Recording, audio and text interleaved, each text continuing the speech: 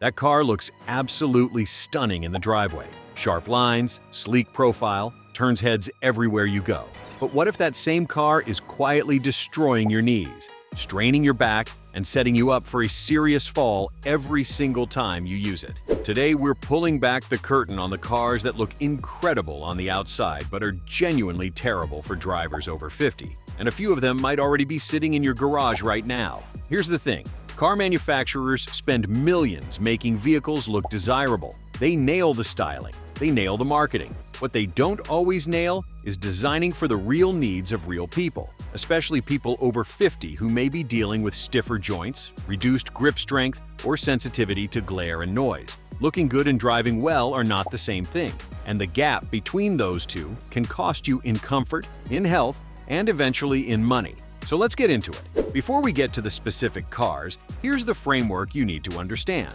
There are 5 main categories where a car can look great but fail a 50-plus driver completely. Entry and exit difficulty, visibility problems, overly complicated technology, harsh ride quality, and excessive noise. A car can fail in just one of these areas and still make your daily life genuinely harder. Some of the cars on today's list fail in 3 or 4 of them at the same time. Keep those 5 categories in mind as we go through each one, because by the end of this video, you'll never look at a good-looking car the same way again. 1. Chevrolet Camaro.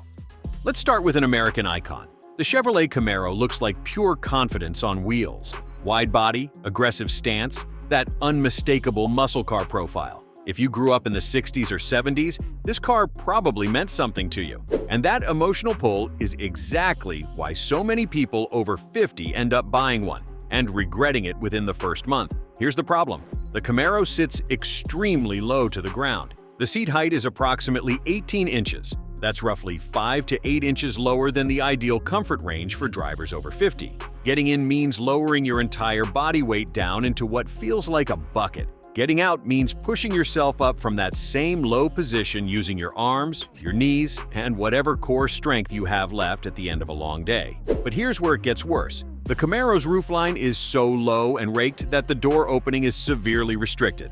You're not just dropping down into a low seat, you're simultaneously ducking your head under a roof that curves aggressively inward. People with any neck stiffness or limited shoulder mobility find this genuinely painful after just a few uses. The consequence? Many Camaro owners over 50 quietly develop increased knee and hip discomfort within the first year of ownership, and then face a costly trade-in decision when they realize the car they loved in their 20s simply doesn't work for their body anymore. Trading in a 2-year-old vehicle can cost you anywhere from $4,000 to $8,000 in depreciation losses alone. The fix, if you're committed to keeping one, look into aftermarket seat risers, which can add 2 to 3 inches of seat height. It's not a perfect solution, but it helps. 2. Dodge Challenger. Now here's one that surprises people because the Challenger is actually a bit more livable than the Camaro, but it has its own serious problem that almost nobody talks about before they buy one. The Challenger looks bold, wide, and commanding. The interior feels retro and roomy. Seat height is more reasonable than the Camaro, coming in at around 21 inches. Okay, that's workable. So what's the issue? The visibility, or more precisely, the near total lack of it. The Challenger has some of the worst rear and side visibility of any car sold in America today. The rear window is tiny. The rear pillars, those structural columns on either side of the back window, are massively thick. When you're backing out of a parking space or changing lanes, you are essentially guessing. The blind spots on a Challenger are so large that even younger drivers with perfect reflexes find them alarming. For drivers over 50, whose peripheral vision and reaction time may have naturally changed with age, this isn't just inconvenient, it's a genuine safety hazard. And here's something most car owners don't realize. Insurance companies track accident patterns by vehicle model. Vehicles with known visibility problems generate more claims, and that can quietly affect your rates over time. The Challenger does come with a backup camera, which helps going in reverse, but it does nothing for those massive blind spots when you're merging on the highway at 65 miles per hour. 3. Tesla Model 3.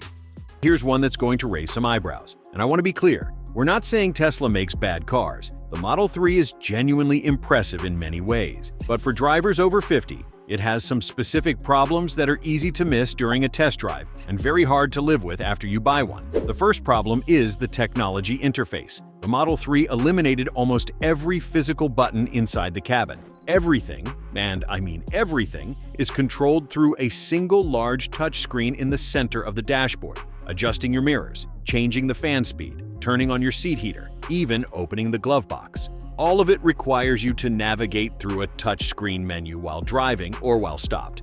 For drivers who are comfortable with smartphones and tablets, this might feel innovative. But here's the reality for many people over 50. Touchscreens require you to look away from the road, find the right menu, and tap a specific area with precision. Physical buttons and knobs have muscle memory. You learn where they are and you reach for them without looking. You can't do that with a flat touchscreen. But here's where it gets worse. The Model 3's seats, while adjustable, have a relatively low seat height, approximately 21 inches. Combined with the sleek, low roofline, getting in and out carries some of the same challenges we talked about with the Camaro. And then there's the hidden cost that dealers never mention. If something goes wrong with that central touchscreen, and they do fail, the repair cost can run into the hundreds of dollars, and the entire vehicle becomes extremely difficult to operate until it's fixed. That's not a small risk. If this kind of straight-talk car advice for drivers over 50 is useful to you, hit subscribe right now. We cover the things dealers and manufacturers don't want you to know, and it could save you thousands of dollars on your next purchase. 4. BMW 4 Series. The BMW 4 Series is a genuinely beautiful car. Elegant, European, and the kind of vehicle that signals taste and success. For drivers who have worked their whole lives and want to treat themselves to something premium, this one shows up on a lot of shopping lists. And the problems start almost immediately after you drive it off the lot. The 4 Series is a two-door coupe, which already tells you something. Two-door cars require you to open a much wider, heavier door, because that single door has to cover the space that two doors normally share. The doors on the 4 Series are long, they're heavy, and in a tight parking space, which is where most of us actually park in real life, swinging that door open far enough to get in and out becomes a real physical challenge. The seat height is approximately 19 inches, low. The roofline is steeply raked, and BMW's sporty seating position places you in a semi-reclined posture that looks great in a magazine photo and feels fine for 20 minutes, but causes lower back fatigue on longer drives that drivers over 50 notice much sooner than younger buyers. Here's the consequence that this is where it becomes expensive. The 4 Series uses run-flat tires, which BMW installs to eliminate the need for a spare tire.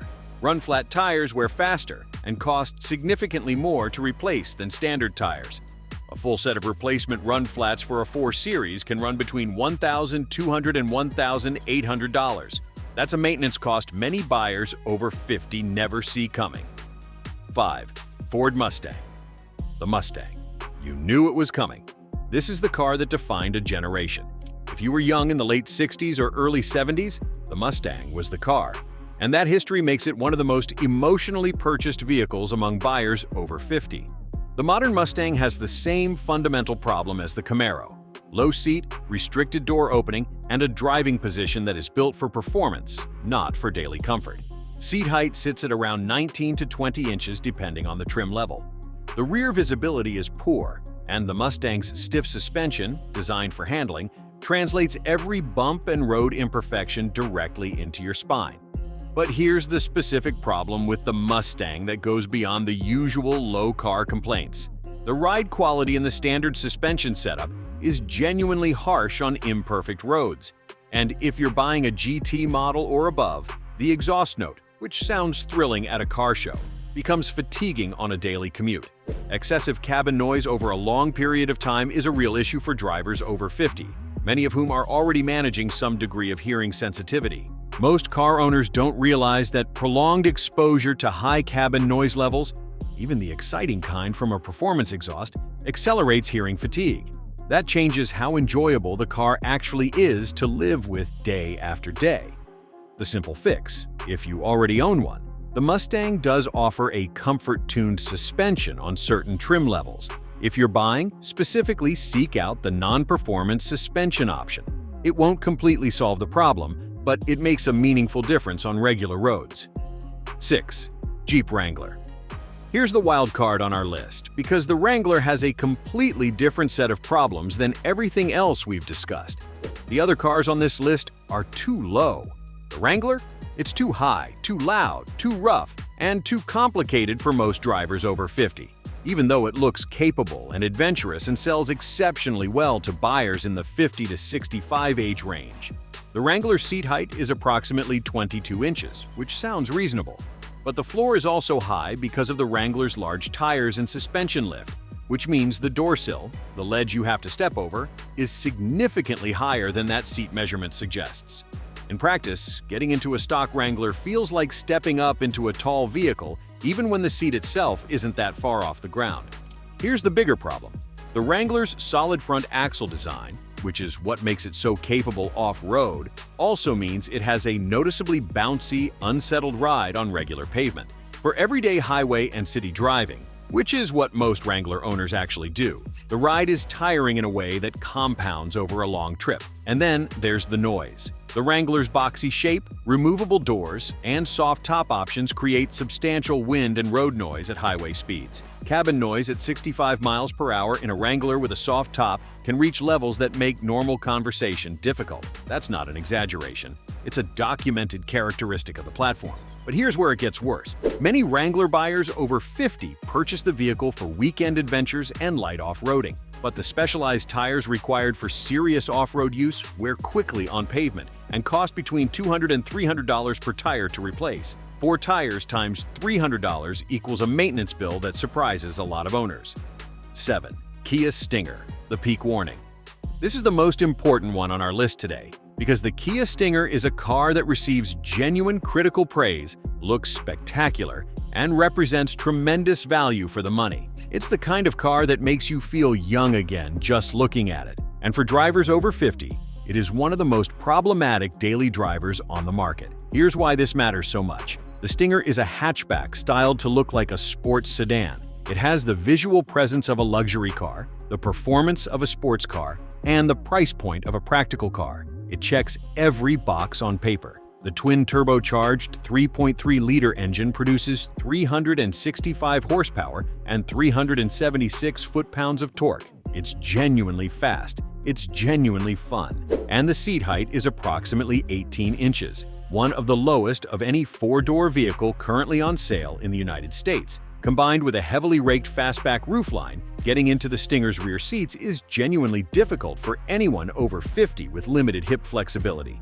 The front seats aren't much easier. The dashboard is driver-focused and angled in a way that places certain controls at awkward angles for drivers who sit with a more upright posture. Here's the consequence, and this is where it becomes truly expensive. The Kia Stinger was discontinued after the 2023 model year. That means parts, service specialization, and resale values are all heading in one direction. For a vehicle that was already difficult to live with daily for 50-plus drivers, buying a discontinued model also means you're accepting future ownership challenges that compound over time. If you love the way the Stinger looks but need something more livable, the Kia Telluride or the Kia EV6 offer a similar design language in a far more accessible package. The bottom line. Let's bring this home. Every single car on this list looks good. Some of them look great, and every single one of them has real, documented problems that make daily life harder for drivers over 50. Whether that's a dangerously low seat, massive blind spots, touchscreen-only controls, harsh ride quality, or excessive cabin noise. The pattern you've probably noticed is this. Cars designed purely for style or performance almost always compromise the things that matter most for everyday comfort and safety as we get older. Low rooflines, heavy doors, stiff suspensions, complicated technology. These aren't small inconveniences. They affect how you feel at the end of every single drive. Here's your action plan before your next purchase. Test drive any vehicle you're considering at least 3 times, morning, afternoon, and after a long day when your body is tired. Get in and out 5 times in a row. Sit in the back seat. Check your blind spots by turning your head fully left and right, and spend at least 20 minutes with the infotainment system before you decide whether you can live with it. The right car should feel like it was made for you, not like something you're working around. Now I want to hear from you. Do you currently own any of the cars on this list, and has comfort been an issue? Or is there a car that looked great in the showroom and disappointed you once you got it home? Drop your answer in the comments. Your experience might help someone else avoid a very expensive mistake. And if this video gave you real, useful information, subscribe to the channel. We do this every week, specifically for drivers over 50, and we're just getting started.